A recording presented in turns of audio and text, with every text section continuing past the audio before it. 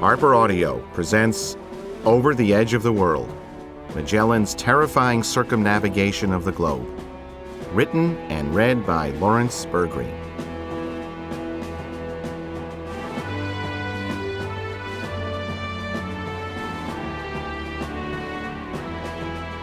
On September 6, 1522, a battered ship appeared on the horizon near the port of Sanlúcar de Barrameda, Spain.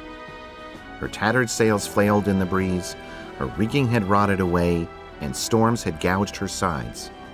A small pilot boat was dispatched to lead the strange ship over the reefs to the harbor. The vessel they were guiding into the harbor was operated by a skeleton crew of just 18 sailors and 3 captives, all of them severely malnourished. Their tongues were swollen and their bodies were covered with painful boils. Their captain was dead, as were the officers. Nearly the entire crew had perished.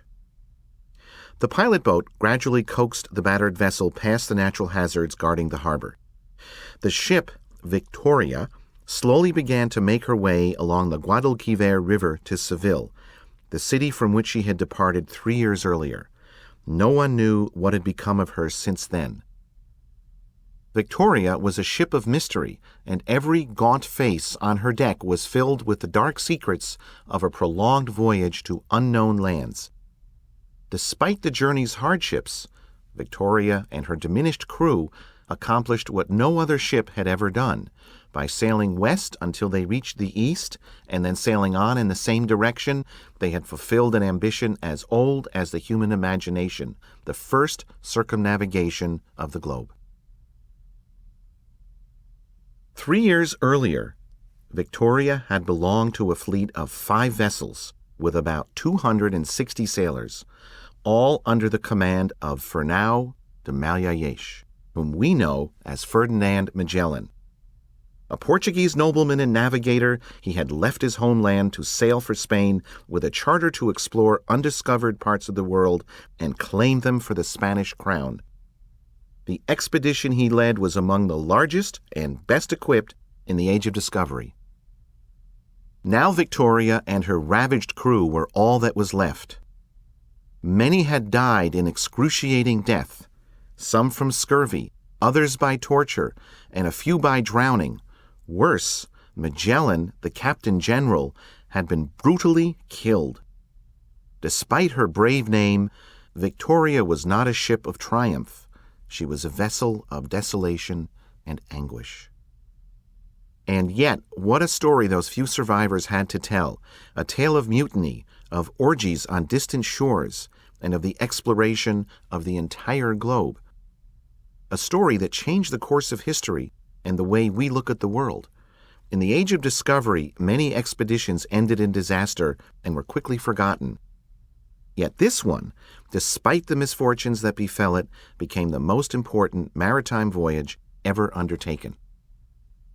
This circumnavigation forever altered the Western world's ideas about cosmology, the study of the universe and our place in it, as well as geography. It demonstrated, among other things, that the Earth was round, that the Americas were not part of India, but were actually a separate continent, and that oceans covered most of the Earth's surface.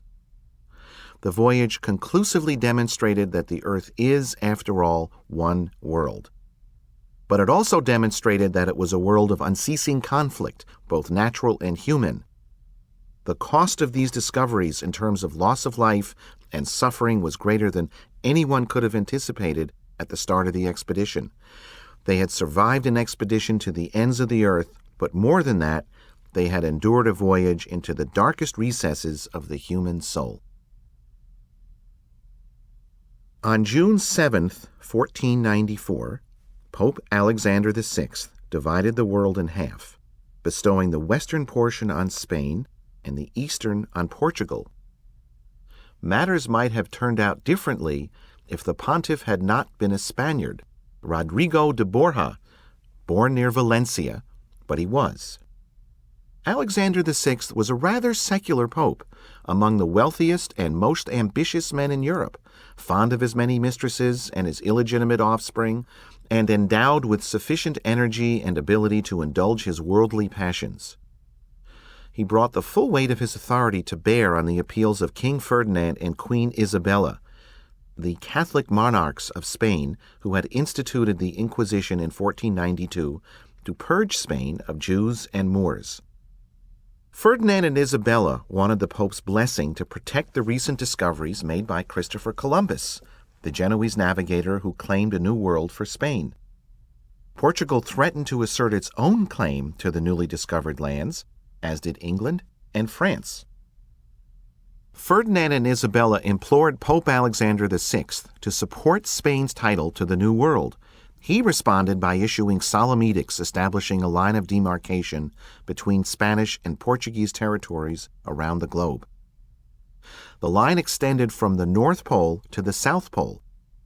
It was located 100 leagues, or about 400 miles, west of an obscure archipelago known as the Cape Verde Islands, in the Atlantic Ocean off the coast of North Africa.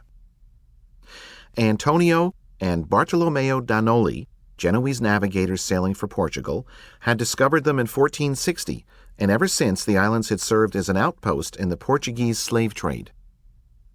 The papal bulls granted Spain exclusive rights west of the line. The Portuguese, naturally, were supposed to keep to the east, and if either kingdom happened to discover a land ruled by a Christian ruler, neither would be able to claim it. Rather than settling disputes, this arrangement touched off a furious race between the nations to claim new lands and to control the world's trade routes.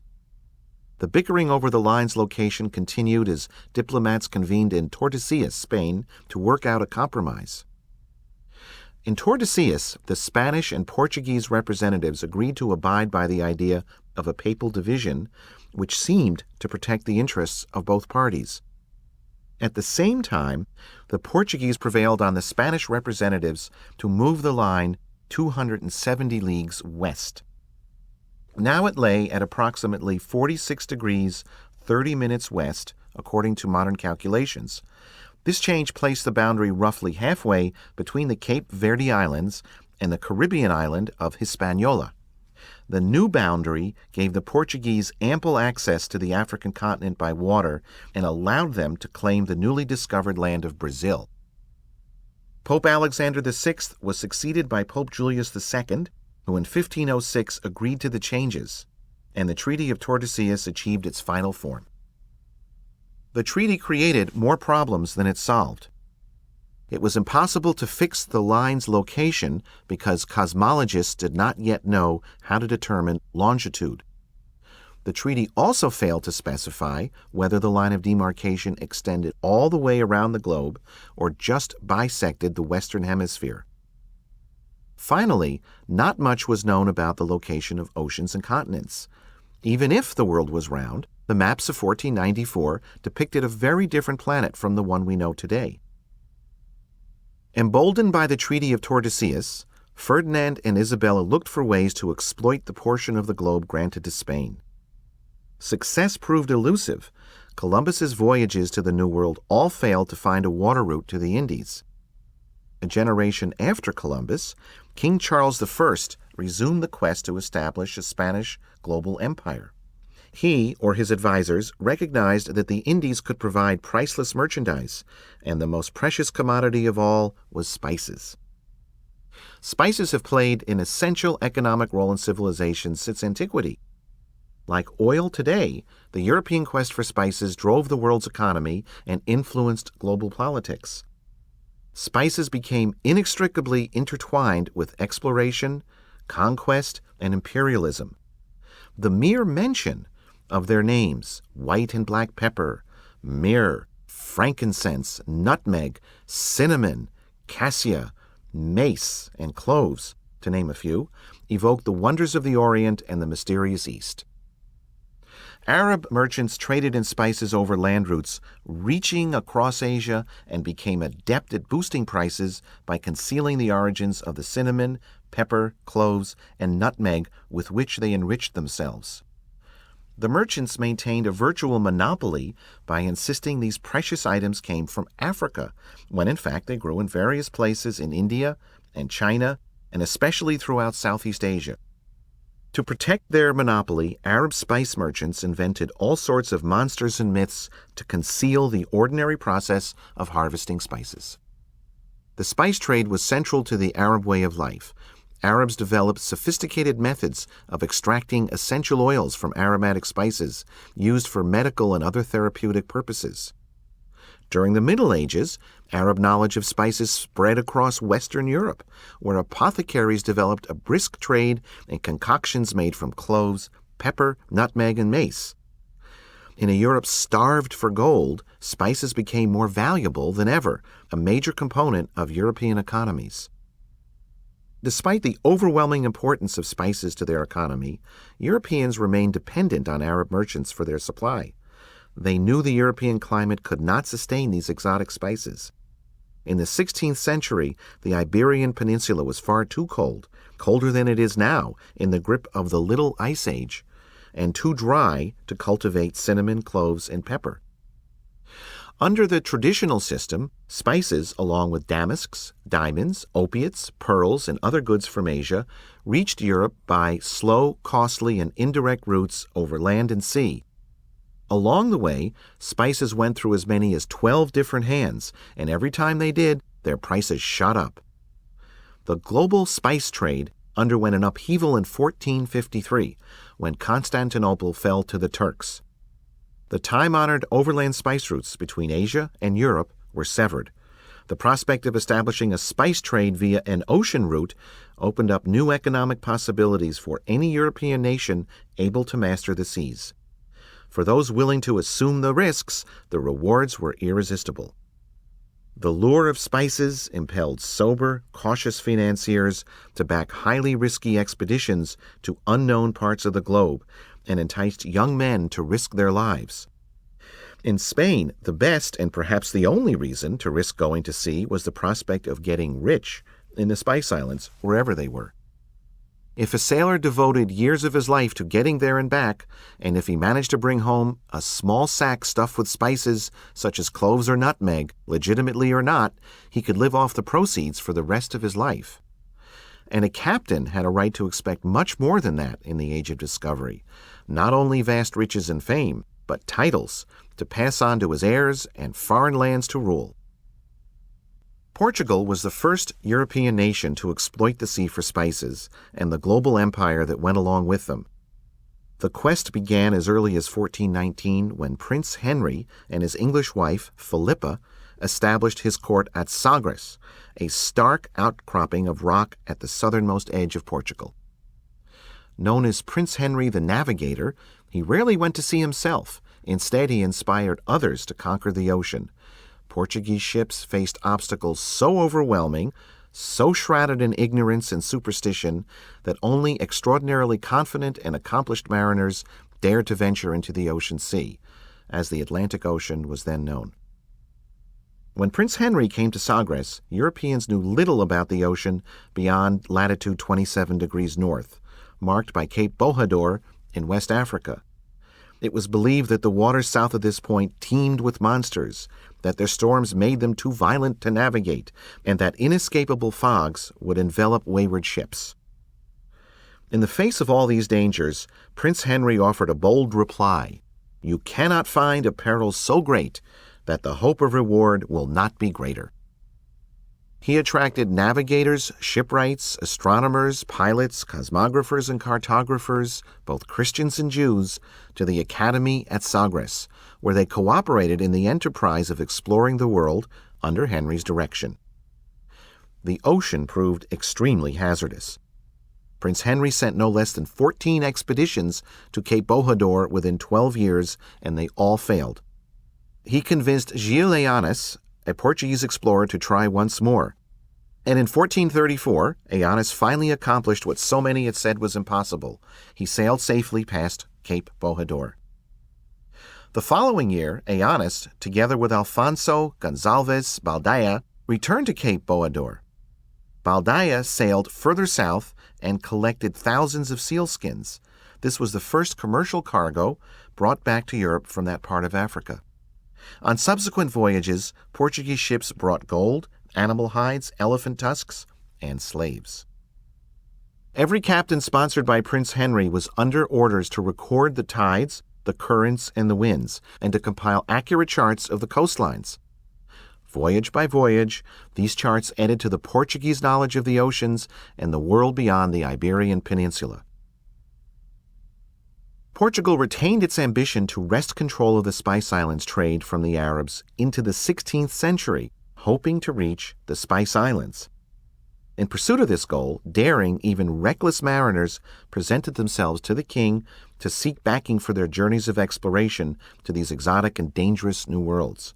Most met with frustration, for the Portuguese court was a place of intrigue, suspicion, double-dealing, and envy. Among the most persistent supplicants was a minor nobleman with a long and checkered history in the service of the Portuguese Empire in Africa, Fernão de Magalhães, or Ferdinand Magellan. According to most accounts, he was born in 1480 in the remote mountain parish of Sabrosa, the seat of the family homestead. He spent his childhood in northwestern Portugal, within sight of the pounding surf of the Atlantic. His father, Rodrigo de Magalhães, traced his lineage back to an 11th century French crusader who distinguished himself sufficiently to be rewarded with a grant of land from the Duke of Burgundy. Rodrigo himself qualified as minor Portuguese nobility and served as a sheriff of the port of Aveiro. Even these basic outlines about Magellan's ancestry are in doubt. In 1567, his heirs began squabbling over his estate, and questions arose over his exact place in the Magalhães family tree. The difficulties in tracing Magellan's ancestry arise from the idiosyncrasies of Portuguese genealogy.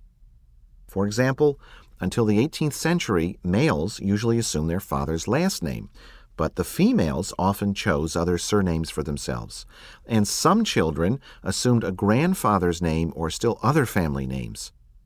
Ferdinand Magellan's brother Diogo took on the name de Sousa from his paternal grandmother's family. At 12 years of age, Ferdinand Magellan and his brother Diogo moved to Lisbon, where they became pages at the royal court. There, Ferdinand took advantage of the most advanced education in Portugal. Through his privileged position at court, Ferdinand came of age hearing about Portuguese and Spanish discoveries in the Indies, and he was privy to the secrets of the Portuguese exploration of the ocean. He even assisted with preparing fleets leaving for India, familiarizing himself with provisions, rigging, and arms. Magellan seemed destined to become a captain himself, but in 1495 his patron, King João, the leader of a faction with only tenuous claims to the throne, suddenly died. João's successor, Manuel I, mistrusted young Magellan, who had, after all, been allied with the opposition. As a result, the fast-rising courtier found his career stymied. Finally, in 1505, after a decade of anonymous service at the palace, Ferdinand and Diogo received dual assignments aboard a mammoth fleet consisting of 22 ships bound for India, all of them under the control of Francisco de Almeida. Ferdinand Magellan spent the next 8 years trying to establish a permanent Portuguese presence in India, dashing from one trading post to another and from one battle to the next. He survived multiple wounds and, if nothing else, learned to stay alive in a hostile environment.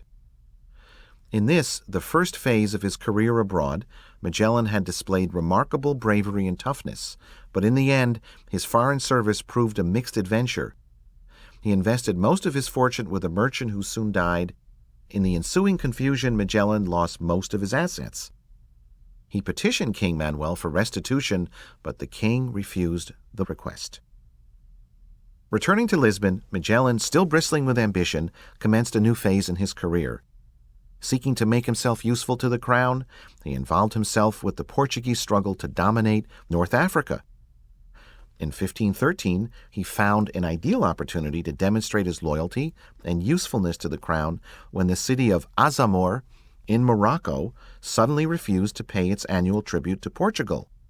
The Moroccan governor, Muley Zayam, ringed the city with a powerful, well-equipped army.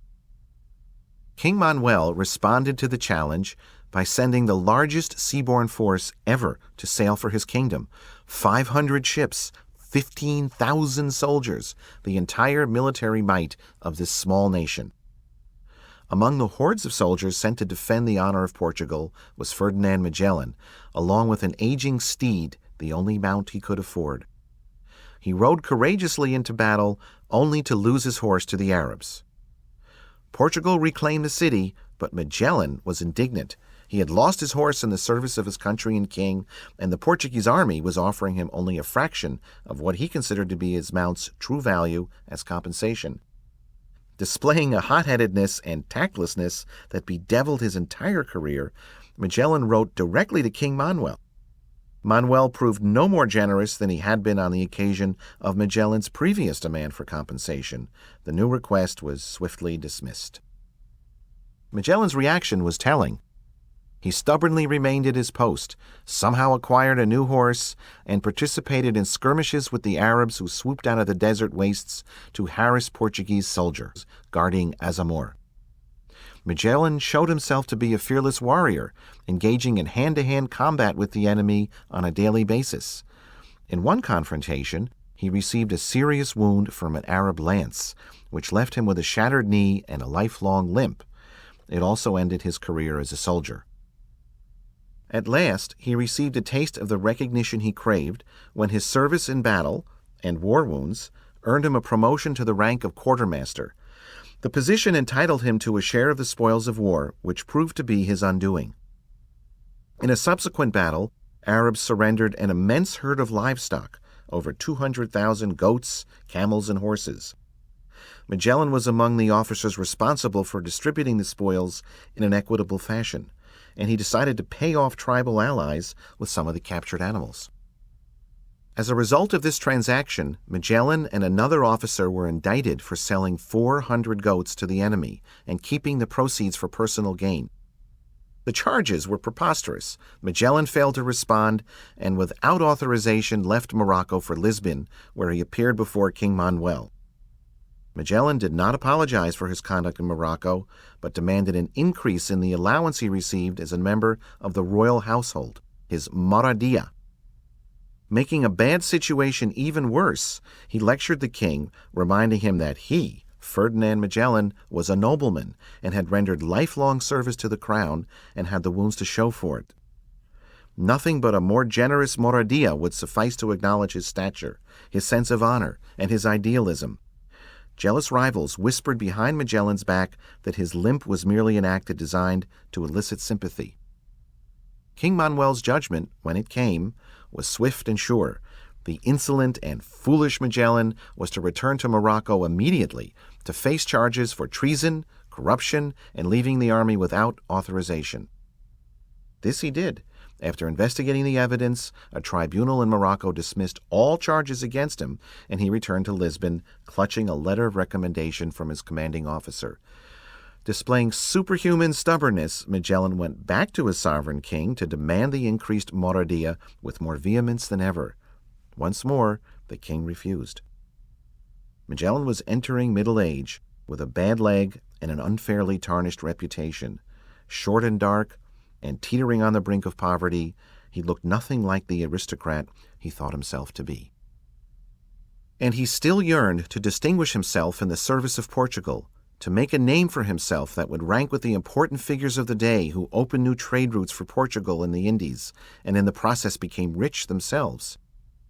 It seemed that Magellan was merely compounding his folly by asking the king to back an entire expedition, but the would-be explorer saw matters differently. He was offering the king a scheme to fill the royal coffers with the wealth of the Indies. Acknowledging that he needed help to persuade King Manuel, Magellan brought a prominent personage with him, Rui Falero, a mathematician, astronomer, and nautical scholar. He was, in short, that quintessential Renaissance man, a cosmologist. Falero was a brilliant but unstable man who impressed his colleagues with his demonic personality. Despite the impressive credentials he brought to the venture, Rui Falero had his own troubled history with King Manuel. The king had refused Falero's application to become a judiciary astronomer, and worse, had appointed a rival to a new chair in astronomy at the University of Coimbra. So when Magellan and Falero presented themselves at court with their plan, the king was already prejudiced against both men. 3 times, Magellan asked for royal authorization for a voyage to the Indies to discover a water route to the fabled but little-known Spice Islands. 3 times the king, who had disliked and mistrusted Magellan for more than 20 years, refused.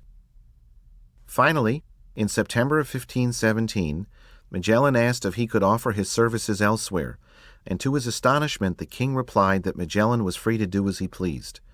And when Magellan knelt to kiss the king's hands, as custom dictated, King Manuel concealed them behind his cloak and turned his back on his petitioner. The humiliating rejection proved to be the making of Ferdinand Magellan.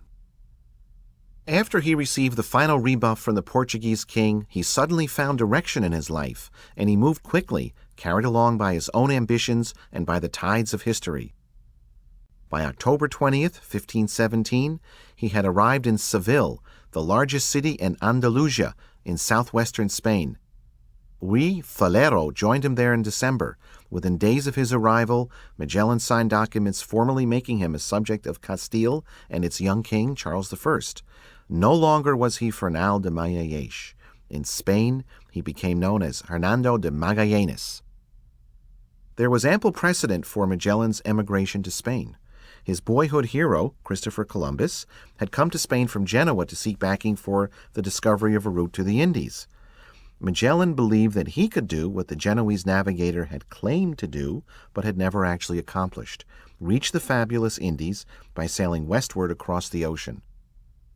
Tensions ran so high between Spain and Portugal that an international incident could result from an expedition following this route. Portugal had long been notoriously secretive about its empire, almost as secretive as the Arabs had been. By an edict of the Portuguese king, announced on November 13, 1504, anyone revealing discoveries or plans for missions of exploration could be executed. Magellan brought with him many of Portugal's most precious and sensitive secrets: information about secret expeditions, a familiarity with Portuguese activity in the Indies, and an acquaintance with Portuguese navigational knowledge of the world beyond Europe. He was a rare breed, an explorer, schooled in the royal tradition established by Prince Henry the Navigator, but he needed a sponsor. At 18, Charles I, King of Castile, Aragon, and Leon, was keenly aware of his august antecedents. He had preceded Magellan to Spain by only a year and was as much of a stranger or more. A Habsburg, he had come of age in Flanders, drinking beer and speaking Flemish. He was now trying to learn the Spanish language and Spanish customs as quickly as he could. His thirst for fame and glory had become apparent as soon as he arrived in Spain, and it was encouraged by his advisors, most of them highly placed officials of the Church who had been in power since the days of Ferdinand and Isabella. Less than a year after coming to Spain, Charles was elected King of the Romans, thanks to a great deal of string-pulling by members of his family. The appointment meant that he would eventually become crowned King Charles V, Emperor of the Holy Roman Empire.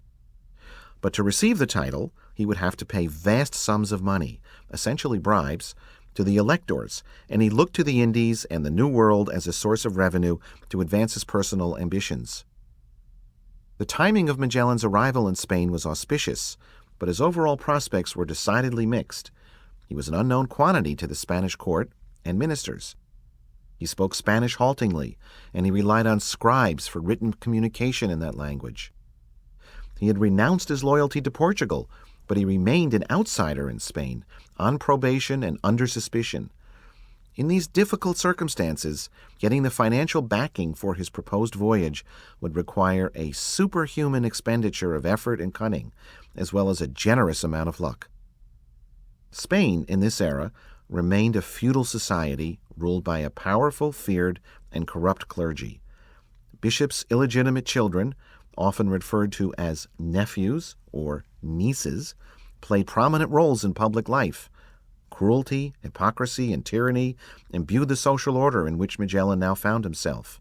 But for the moment, he prospered by appealing to the Spanish court's longing to dominate world trade.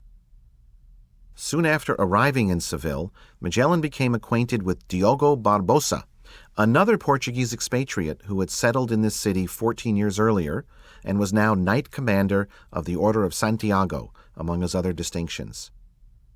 Diogo's nephew, Duarte, had sailed for Portugal, and Magellan was probably influenced by Duarte's accounts of his journey. At the same time, Magellan began to woo Diogo's daughter Beatrice. They married before the year was out. Suddenly, Magellan had an important sponsor in Seville, as well as a financial stake, because Beatrice brought with her a dowry of 600,000 maravedí. A child named Rodrigo was born the following year. Guided by the Barbosa family, Ferdinand Magellan prepared to persuade the powerful Casa de Contratación, or House of Commerce, to allow him to undertake his audacious voyage. The Casa administered all aspects of exploration, including registering cargoes and proclaiming rules for the outfitting of ships and their weapons. They also functioned as a maritime court, adjudicating contract disputes and insurance claims for all voyages to the New World. The Casa de Contratación was controlled by one man, who was neither a navigator nor an explorer. Juan Rodriguez de Fonseca, the Bishop of Burgos, had served as Queen Isabella's chaplain and had managed Columbus's expeditions even before the Casa came into existence. A cold, manipulative bureaucrat who jealously guarded his power, Fonseca made himself essential to all Spanish expeditions to the New World. Anyone wishing Spain's backing would have to obtain Fonseca's blessing, which, as legions of explorers would testify, was also a curse.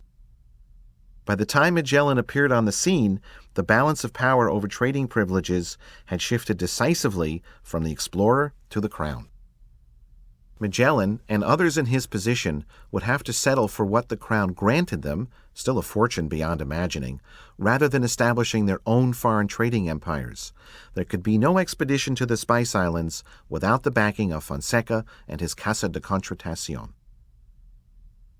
When Magellan approached representatives of the Casa and declared that he believed that the Spice Islands were located within the Spanish hemisphere, he was telling them exactly what they wanted, indeed needed, to hear. Still, the provisions of the Treaty of Tordesillas posed serious obstacles for the proposed expedition. Members of the Casa failed to see how Magellan could avoid trespassing on Portuguese interests by sailing west until he reached the east. Anticipating this objection, Magellan referred to a clause in the Treaty of Tordesillas that allowed Spain or Portugal the freedom of the seas to reach lands belonging to one empire or the other. Such a clause was open to many interpretations. Then there was the question of Magellan's nationality. The prospect of a Portuguese leading a Spanish expedition through Portuguese waters made nearly everyone at the Casa uneasy. If the Portuguese became aware of the expedition, relations between the two countries might be strained to the breaking point. Yet the Casa's newest member looked at matters quite differently. Juan de Aranda, an ambitious merchant, took the Portuguese navigator aside and offered to lobby on behalf of the expedition in exchange for 20% of the profits. The merchant held out the best hope for keeping the expedition's prospects alive, and so Magellan agreed to cooperate. Aranda wrote enthusiastically on behalf of Magellan, only to be reprimanded by the Casa de Contratación. Worse, Magellan's comrade Rui Ferreiro was outraged to hear that Aranda had insinuated himself into the expedition and flew into a tirade so severe that it caused Magellan to back down. There was more to Ferreiro's rage than simple indignation. It was a symptom of his growing mental instability. Aranda, for his part, attempted to apologize to Ferreiro and contrived to obtain an audience for Magellan with King Charles in the city of Valladolid in north-central Spain. On January 20th, 1518, Magellan, along with Rui Ferreiro and Rui's brother Francisco, set out from Seville for Valladolid. Aranda obtained a meeting for Magellan with the king's Flemish ministers to consider a proposal to assemble an expedition for the Spice Islands, and Magellan came well armed for what would be the most important meeting of his life. To begin, he offered tantalizing letters from his friend Francisco Serrao, a Portuguese explorer, describing the riches of the Spice Islands. Significantly, Serrao's letters placed the Spice Islands far to the east of their true position. He located them squarely within the Spanish hemisphere, as defined in the Treaty of Tordesillas. This error might have been intentional to disguise the Spice Islands' location from outsiders, but in any event, his geographical legerdemain alleviated Spain's principal anxiety. Magellan's expedition to the Spice Islands must not violate the treaty. To dramatize his mission, Magellan then displayed his slave of long standing, Enrique, who was believed to be a native of the Spice Islands. This was not quite accurate, but in any event, Enrique could act as an interpreter. According to one account, Magellan also brought another slave from the Indies, an attractive female from Sumatra who spoke many languages. After presenting the slaves, Magellan spoke excitedly of his intention to sail along the eastern coast of what is now called South America until the land ended and he would be able to turn west toward the Spice Islands. He invoked the 7 years he had spent in the service of Portugal, administering its empire and flourishing spice trade, and to clinch his argument, he displayed a map displaying the route he planned to take. A crucial part of the map was obscured, however, the part that showed a waterway extending through South America toward the Spice Islands. Although Magellan, in his zeal to persuade the king's ministers to back the expedition, all but gave the strait's location away, he remained fearful that someone would steal his map and his strategy and launch a rival expedition before he could organize his own. Magellan's conception of the world he planned to explore was fatally inaccurate. Like most explorers of the Age of Discovery, his ideas about the size of the globe and location of landmasses were inspired by Ptolemy. Had Magellan comprehended the true size of the Pacific, its currents, storms, and reefs, it is unlikely that he would have dared to mount such an expedition. The estimated length of his route came to only half the actual distance. Magellan confidently predicted that it would take him at most 2 years to reach the Spice Islands and return to Spain with ships bulging with precious cargo. All he would have to do was find a way to get through South America, and he would be at the doorstep of the Indies. This was nearly the same mistake that Columbus had made over and over during his 4 voyages, and it was a mistake that would be corrected only at the cost of great suffering and of many lives during the voyage Magellan now proposed. After making his presentation to the ministers, Magellan was invited to discuss the proposed expedition in greater detail with Fonseca and Bartolomé de las Casas, a historian and missionary who took part in the meeting. Las Casas remained skeptical of Magellan's belief in the strait. "But suppose you do not find any strait by which you can go into the other sea?" he asked. Magellan told him that if he could not locate the strait, he would go the way the Portuguese took. Although Magellan sounded ready to contravene the terms of the Treaty of Tordesillas, the king and his advisers were too intrigued to turn him away. Immediately after the meetings at Valladolid, the potential co-leaders of the expedition presented a list of demands to the crown. They were couched in respectful language, but they were demands nonetheless. They included an exclusive franchise on the Spice Islands for a full 10 years. This appeared preposterous in a fast-changing world, but Magellan was concerned that Spain would send duplicate expeditions as soon as his was out of sight of land, expeditions guided by his theories and secrets. On March 22, 1518, King Charles offered Magellan and Ferrero a contract regarding the discovery of the Spice Islands. The document was a charter to discover a new world on behalf of Spain. In the first clause, King Charles appeared to accede to Magellan's insistence on a 10-year exclusive.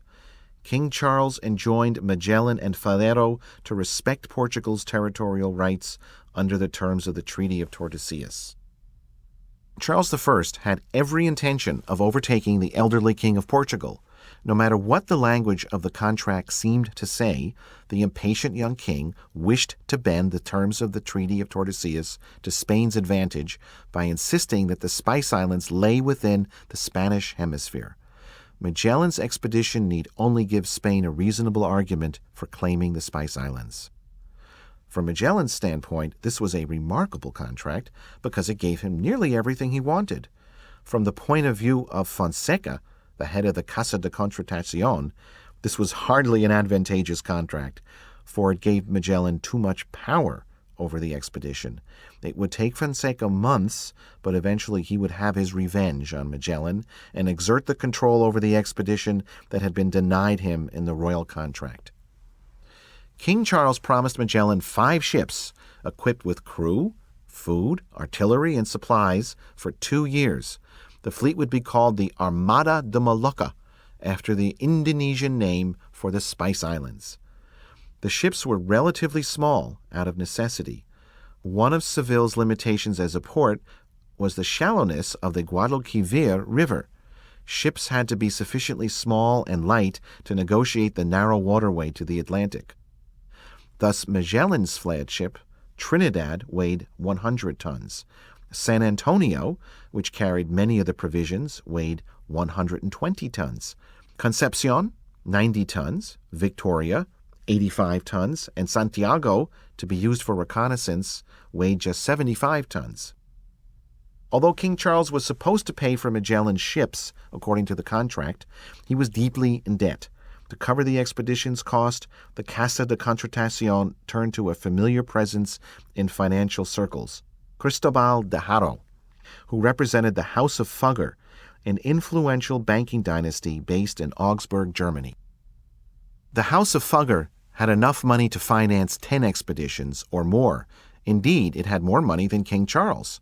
By bringing in Haro, the king and his advisors would be giving up a significant amount of the profits.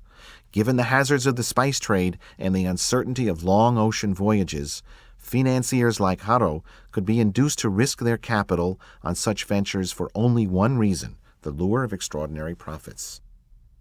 If successful, or even partly successful, a fleet returning from the Indies could yield a profit of 400%. The more pragmatic Haro estimated that Magellan's expedition could yield a profit of 250%. Meanwhile, he advanced money at an interest rate of 14%. The official accounting of the expedition put the cost at 8,751,125 maravedis, including the 5 ships, provisions, salaries paid out in advance, and fittings for the ships. Magellan's pay came to 50,000 maravedis and an additional 8,000 maravedis each month. By royal order, his monthly salary went directly to his wife, Beatrice. Of the overall cost of the expedition, the king's share came to 6,454,209 maravedis, much of it provided at high interest by Haro. Although royal documents place Haro's contribution to the great enterprise at a modest 1,616,781 maravedis, that number is deceptive. Because his backers, the House of Fugger, also financed expeditions for Portugal, they probably concealed the full extent of their contribution by loaning additional money to the king. In a final piece of official business, King Charles conferred the title of captain on both Magellan and Ferrero. Given the hazards of exploration, it was not unusual for expeditions in the Age of Discovery to have co-captains, but in this case, the arrangement unintentionally sowed the seeds of bitter disputes at sea. Magellan could only have marveled at the speed with which his plan to reach the Spice Islands had come together. King Charles risked Spain's authority and reputation on the expedition, and the backers risked their capital, but Magellan would risk even more: his very life. When word of Magellan's spectacular commission reached Portugal, King Manuel reacted with alarm. The navigator had betrayed them all, and the members of the royal court were at a loss to understand why he had done so. No one in Portugal dared to admit the actual reason for Magellan's behavior, that King Manuel had refused to back the navigator, humiliating him over and over again. King Manuel did what he could to ruin Magellan's name, while at the same time trying to lure Magellan and Ferrero back to Portugal. He involved the Portuguese ambassador to King Charles's court, Alvaro da Costa, who sought out the exiles, promising that King Manuel would reconsider their request for an expedition. Da Costa was explicit about the dire consequences that would befall the two if they continued with their plan to sail for Spain. Magellan refused to be swayed. He suspected that if he returned to Portugal, he would be thrown into jail, tried for treason, and executed.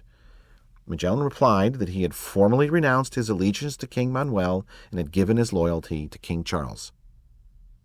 Alvaro da Costa appealed to King Charles himself. Uncertain about how to handle the matter, King Charles turned to his advisors for guidance, and they reiterated their position that the Spice Islands lay in the Spanish hemisphere, and Magellan's expedition would not violate the Treaty of Tordesillas. Da Costa tried to put the best face on his failed attempt at diplomacy. He wrote to King Manuel that Magellan and Faro actually wished to return to Portugal, but King Charles prevented them from doing so. The letter's contents became known, much to the outrage of King Charles. Ultimately, da Costa's false claims hurt Portugal's cause and hardened King Charles's determination to stand by his two embattled explorers. Despite all the tension between them, King Manuel proceeded with his plans to marry Charles I's sister, Leonor, according to a contract dated July 16, 1518. 4 days after King Manuel completed his nuptial arrangements, the Spanish monarch instructed the Casa de Contratación to proceed with Magellan's expedition to the Spice Islands without delay. Magellan and Faro were to receive money to begin their preparations, and they were ordered to Seville to outfit their ships. "Something has come up," Magellan wrote to King Charles on Saturday, October 23, 1518, in the midst of outfitting the fleet for the voyage. It's possible that Magellan's problems stemmed at least in part from his inadequate Spanish. Time and again he had to rely on translators, and his inability to communicate underscored his outsider status. Even now, writing to King Charles, he had to rely on a scribe. He proceeded to explain the matter. "I had to haul one of the ships to shore because there was an ebb tide. When it was time to work, I ordered the men to put up 4 flags with my coat of arms on the mast, where those of the captain are customarily placed, while those of Your Majesty were to be placed on top of Trinidad, which is the name of the ship." The unusual juxtaposition of signs, emphasizing that a Portuguese captain was sailing for Spain, attracted a large gossipy crowd of onlookers. The crowd thought that the 4 flags containing Magellan's coat of arms signified those of the King of Portugal. Resentment boiled along until a functionary ordered Magellan to remove the offending flags. He refused. Another Spanish official approached Magellan with the same demand. No, Magellan explained, he would not take down the flags. As Magellan was explaining all this to the official, the man who had first approached him came up the steps calling the people to seize the Portuguese captain who had put up the flags of the King of Portugal. At that moment, chaos erupted. The insolent functionary called military officers to seize Magellan. The 2 officials who had challenged Magellan got into a fight with each other over how to treat him. The workmen outfitting Trinidad quickly fled, as did a number of the sailors, further exasperating Magellan, who stood by helplessly as he watched the local officials disarm the sailors and even arrest several of them. In the struggle, one of Magellan's pilots was stabbed as he was going about his work. Although Magellan escaped harm, his dignity and authority had suffered a blow. Magellan's fury at the incident was understandable. In exile, he enjoyed the protection of King Charles. If he could not maintain order here, on the quay at Seville, how would he lead men on the perilous journey across an uncharted ocean to the Spice Islands? Within days of receiving Magellan's letter, King Charles demonstrated his loyalty and punished the offenders. Preparations for the voyage continued, but the flag incident served as a warning to Magellan that his men, especially the Spaniards, posed a danger as great as the sea itself. On April 6, 1519, the king sent orders to another officer, Juan de Cartagena, to serve as the Inspector General of the fleet under the command of the 2 Portuguese commanders. Yet his salary was considerably more than Magellan's, the highest of any in the fleet, 110,000 maravedis. Essentially, Cartagena was to have final say over all commercial aspects of the expedition. He was the chief accountant and representative of the king's treasury. That was not all. According to the orders, it would be Cartagena's job to see to it carefully that the bartering and trading of said fleet is done to the greatest possible advantage to our estates. This provision enabled Cartagena to step in at any moment and prevent Magellan from enriching himself, even if he believed he was entitled to do so under his own contract with King Charles. Implicitly, these new instructions to Cartagena took precedence over the prior arrangement. There was more. Cartagena was to function as the eyes and ears of the king throughout the voyage. If the co-commanders were negligent in any way, Cartagena was to report their behavior to the Casa de Contratación in writing.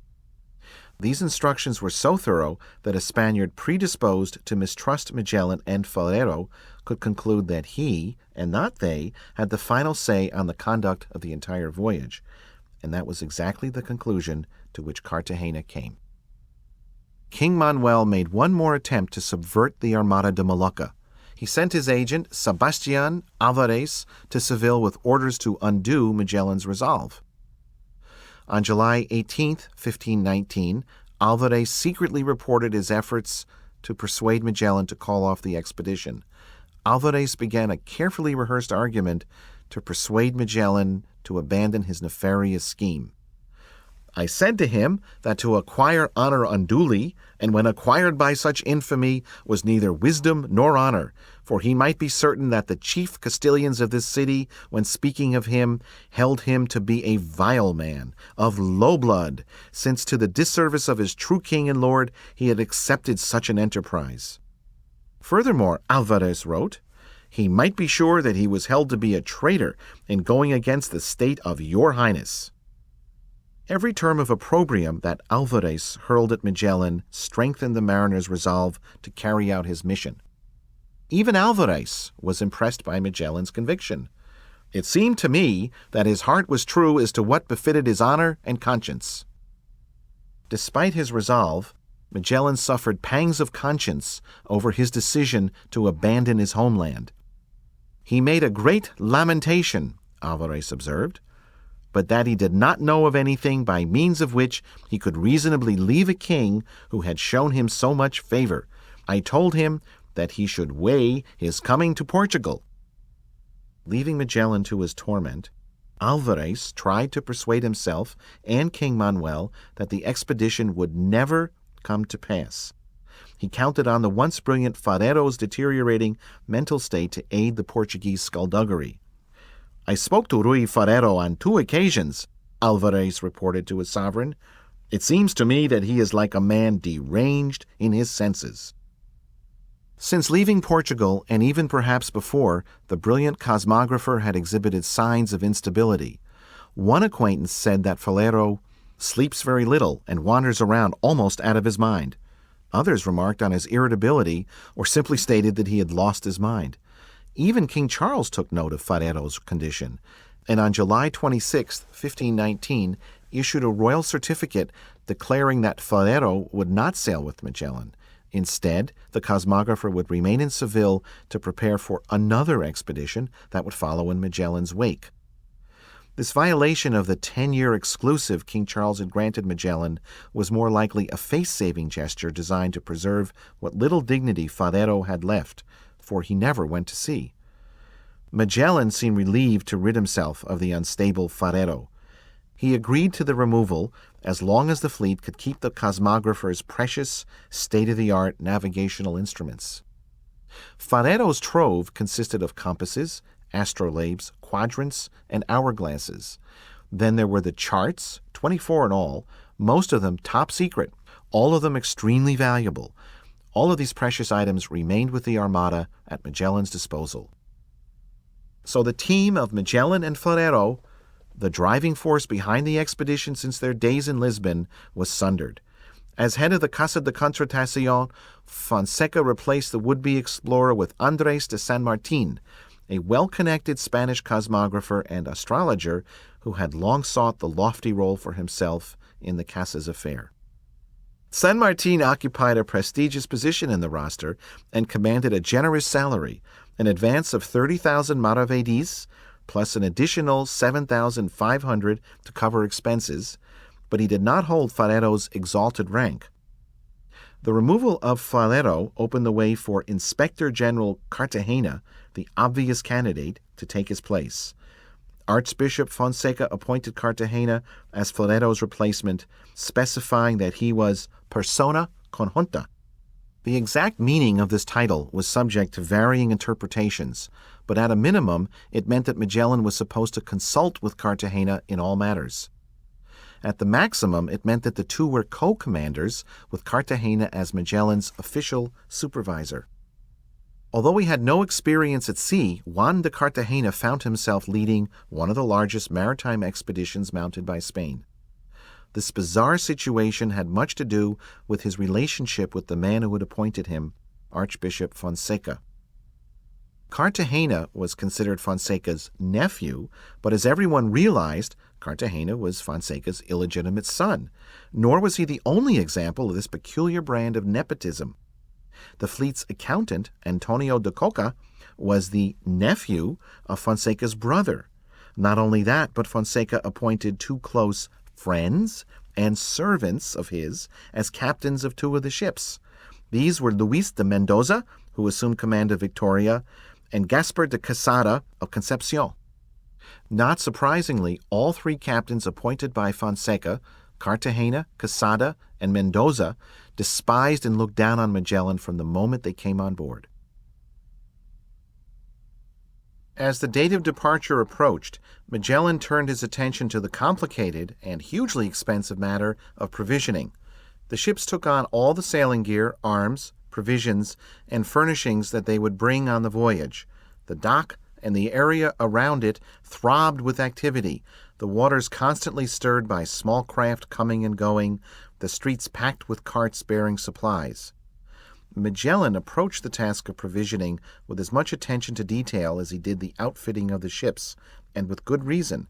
The food represented a considerable investment, 1,252,909 maravedis, nearly as much as the cost of the entire fleet, and that figure covered just enough food to see them through the first leg or two of the voyage. It was expected that the sailors would be looking for additional food at almost every port and in the ocean itself. Of the food that Magellan took on at Seville, nearly 4/5 consisted of just two items, wine and hardtack. Hardtack was a mixture of coarse wheat flour, including the husk, and hot water, never cold. It was cooked twice. The result, a tough, brittle biscuit known as bizcocho, was stored for up to a month before it was sold. The ships also held flour stored in wooden barrels, as well as meat, usually pork, bacon, ham, and especially salted beef. Barrels of cheese, almonds in the shell, mustard, and casks of figs were also loaded on board. As unlikely as it sounds, Magellan's fleet carried fish, sardines, cod, anchovies, and tuna, all of it dried and salted. In expectation of catching fresh fish along their route, the ship's holds included a generous amount of fishing line and a plentiful supply of hooks. There was little in the way of fresh vegetables. Instead, the sailors consumed chickpeas, beans, rice, garlic, almonds, lentils. All fruit was preserved. Raisins were a particular favorite of the sailors. The officers brought with them a delicacy in the form of preserved quince, a jam made from the small, hard, apple-like fruit. As the voyage wore on, quince jelly would play a crucial role in the lives of the sailors, and Magellan's as well. There were casks filled with vinegar, which was used as a disinfectant both for the ships and for contaminated water.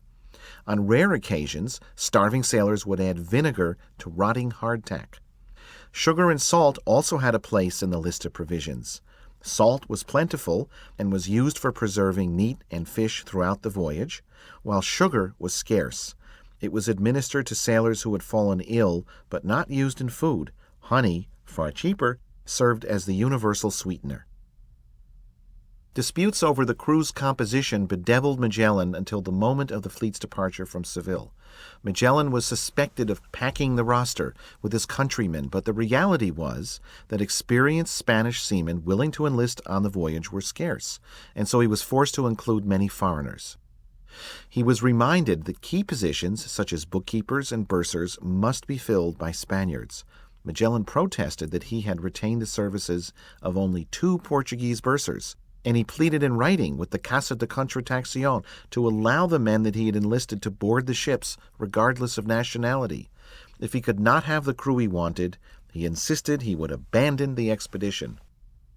The Casa wouldn't let matters rest there. On the day before the fleet's departure from Seville, August 9, 1519, Magellan was summoned from his frantic last-minute preparations to testify that he had made every effort to hire Spanish officers and crew members rather than foreigners. He had, in fact, gone to great lengths to comply. Qualified sailors were rare in Seville, and qualified sailors willing to risk their lives on a voyage to the Spice Islands rarer still. As matters stood at the time of departure, Magellan had official permission to hire only a dozen Portuguese. In reality, he was taking nearly 40 with him. At the last minute, he sacrificed 3 relatives whom he had quietly enlisted, one of whom was a pilot approved by the Casa. But he kept berths for 2 others, Alvaro de Mesquita, a relative on his mother's side, and Cristoval Rebelo, his illegitimate son. Magellan's last-minute compromises on the composition of the crew placated the Casa, and the Captain General received final permission to proceed with the expedition. To guarantee this voyage, he had sacrificed his allegiance to his homeland, his partnership with Ruy Falero, and a considerable amount of his authority as Captain General. But he had kept his essential mission intact. After 12 months of painstaking preparation, the Armada de Molucca was at last ready to conquer the ocean. Just before departure, the officers and crew of the 5 ships comprising the fleet attended a mass at Santa Maria de la Victoria, located in Triana, the sailors' district. During the ceremony, a representative of King Charles presented Magellan with the royal flag as the Captain General knelt before a representation of the Virgin.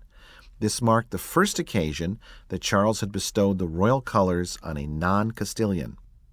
Still kneeling, Magellan swore that he was the king's faithful servant, that he would fulfill all his obligations to guarantee the success of the expedition. Among those in attendance at Santa Maria de la Victoria that day was a Venetian scholar named Antonio Pigafetta, who had spent long years in the service of Andrea Chiaricati, an emissary of Pope Leo X. When the Pope appointed Chiaricati ambassador to King Charles, Pigafetta, who was about 30 years old at the time, followed the diplomat to Spain. Pigafetta was a man of learning and religious conviction, but he also had a thirst for adventure.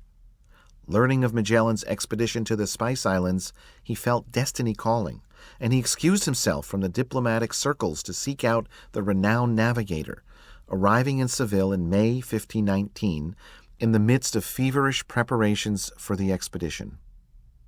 During the next several months, he helped to gather navigational instruments and ingratiated himself into Magellan's trust. Pigafetta quickly came to idolize the Captain General, despite their differing nationalities, and was awestricken by the ambitiousness and danger of the mission. Nevertheless, Pigafetta decided he had to go along.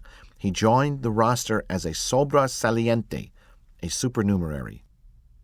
Magellan, who left nothing to accident, had an assignment for Pigafetta. The young Italian diplomat was to keep a record of the voyage, not the dry, factual pilot's log, but a more personal, anecdotal, and free-flowing account in the tradition of other popular travel works of the day. Pigafetta readily accepted this assignment. His loyalties belonged to Magellan alone, not to Cartagena or to any of the other officers.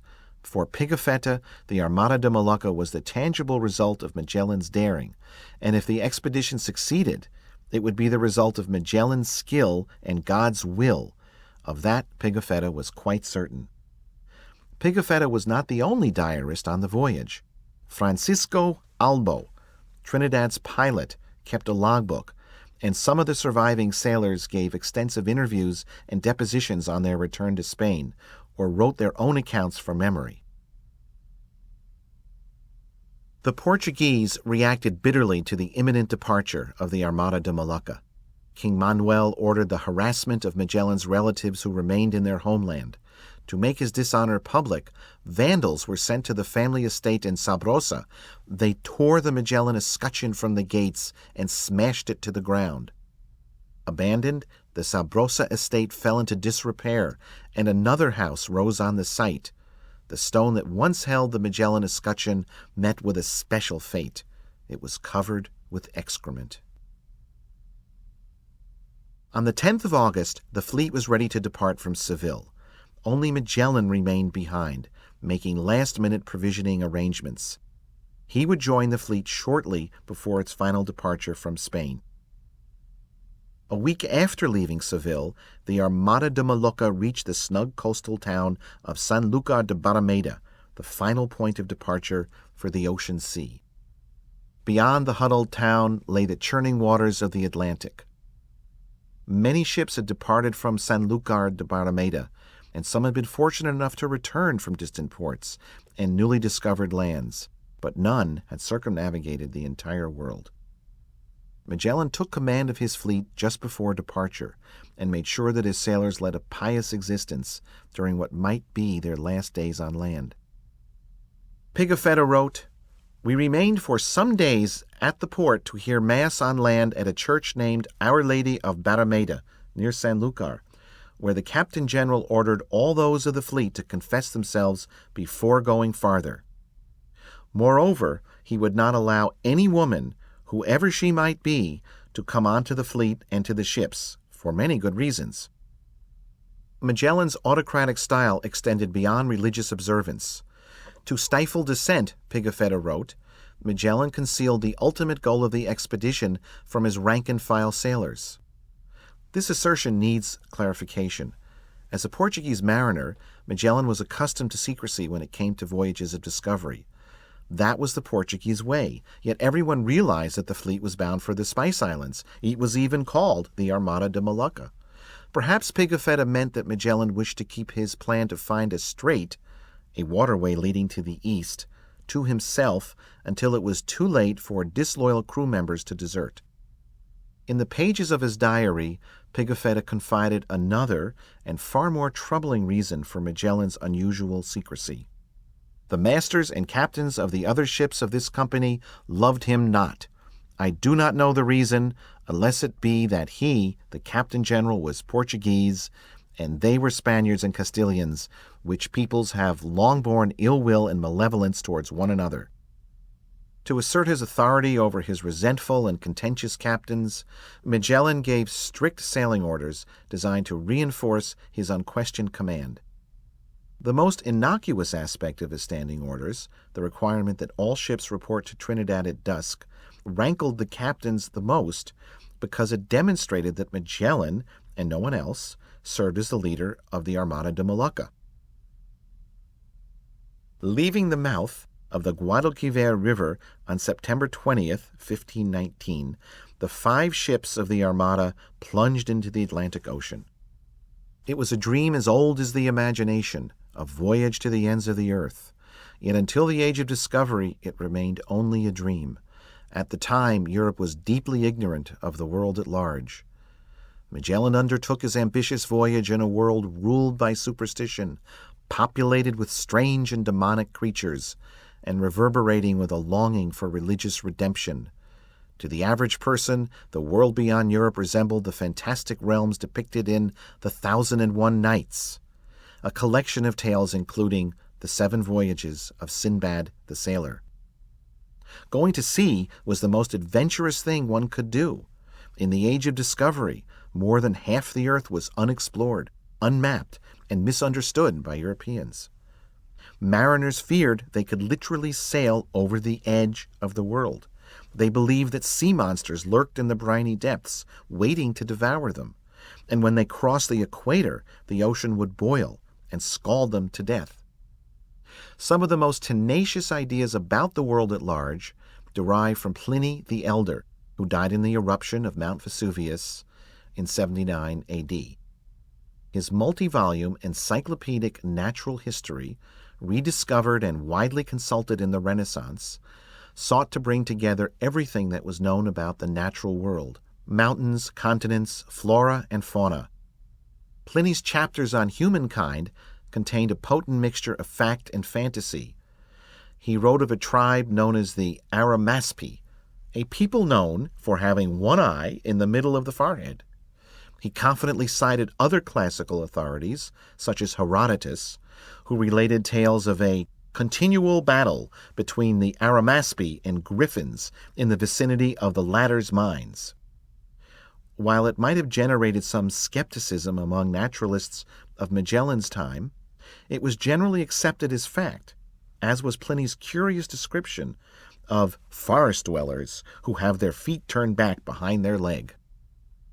India offered particularly fertile ground for extraordinary creatures. Pliny evoked men with dogs' heads who are covered with wild beast skins. They bark instead of speaking and live by hunting and fowling, for which they use their nails. At one time, says Pliny, over 120,000 of these hominids flourished throughout India. In the open waters of the ocean lurked even more bizarre creatures, whales and sharks, 6-foot-long lobsters and 300-foot-long eels. Sailors had no way of telling which of Pliny's descriptions were reliable and which were fantasies. A work published in 1560 contained descriptions of various sea monsters infesting the oceans. One, known as the Whirlpool, was said to have a human countenance. Another, supposedly cited in 1531, had hideous scaly skin. There were others, the Satyr of the Sea, the Rusmarus, which rivaled an elephant in size, and the wondrous Scolopendra, with its face of flames. Voyagers across the seas, especially those attempting to circumnavigate the globe, could expect to encounter all these creatures and more in the course of their journey. John Mandeville served as a great traveler and storyteller of the era. With suave assurance, he deftly mixed accounts from ancient authors with what he claimed were his personal experiences. But Mandeville was actually a compiler rather than a traveler, and he drew much of his material directly from Speculum Mundi, a medieval encyclopedia which contained extracts from Pliny and Marco Polo, among other authorities. Sailors setting out to sea with Magellan paid special attention to Mandeville's unnerving descriptions of powerful magnetic rocks capable of destroying unwary ships, warning of great sea rocks of the stone that is called adamant, which draws iron. In consequence, there should pass no ships that had nails of iron their way because of the foresaid stone, for he should draw them to him, therefore they dare not wend thither. If they did, the magnetic rock would draw the nails from the hulls, and the ships would leak and even sink. Mandeville argued that it was possible for people to circumnavigate the globe, but, he warned, there are so many routes and countries where a man can go wrong except by special grace of God. He proposed one man who had accomplished the trick. He passed India and so many isles beyond India, where there are more than 5,000 isles, and traveled so far by land and sea, girdling the globe, that he found an isle where he heard his own language being spoken, Mandeville wrote. He marveled greatly, for he did not understand how that could be, but I conjecture that he had traveled so far over land and sea, circumnavigating the earth, that he had come to his own border. If he had gone a bit further, he would have come to his own district. But after he heard that marvel, he could not get transport any further, so he turned back the way he had come. So he had a long journey. Accounts of the natural world circulating throughout Europe were so terrifying and fantastic that Francois Rabelais, the French friar and physician turned popular author, enthusiastically satirized them in his comic epic Gargantua and Pantagruel, which appeared as a series of books beginning in 1532. Rabelais mocked unreliable accounts with his own farcical version of exotic lands and the strange creatures to be found there. Among his authorities on the world was a blind old hunchback called Hearsay, who possessed 7 tongues, each divided into 7 parts, and maintained a school. In Rabelais' hands, this figure becomes a vicious parody of a cosmologist and his entourage of flunkies. Around him I saw innumerable men and women listening to him attentively, and among the group I recognized several with very important looks. They spoke about the pyramids, the Nile, Babylon, the troglodytes, the Hymentopodes, the Blemii, the Pygmies, the Cannibals, the Hyperborean mountains, the Aegyptians, and all the devils, and all from hearsay. Rabelais had a serious point to make. He was directing his readers back to the classical Greek concept of autopsis, seeing for oneself. Autopsis stressed the value of first-hand reporting. This was a revolutionary concept in the age of discovery, to go see for oneself, to study the world as it was, not as myths and sacred texts suggested that it should be. And that was exactly what Magellan proposed to do. He would see for himself if there was a water route to the Spice Islands. He would find the strait leading to them, if it existed, and then he would report back to King Charles on his findings. So Magellan stood on the knife edge, dividing the ancient and medieval worlds from the modern. His voyage would be a completely practical and empirical approach to discovery. He would go and see for himself, the first ever global autopsis. The reign of hearsay was coming to an end.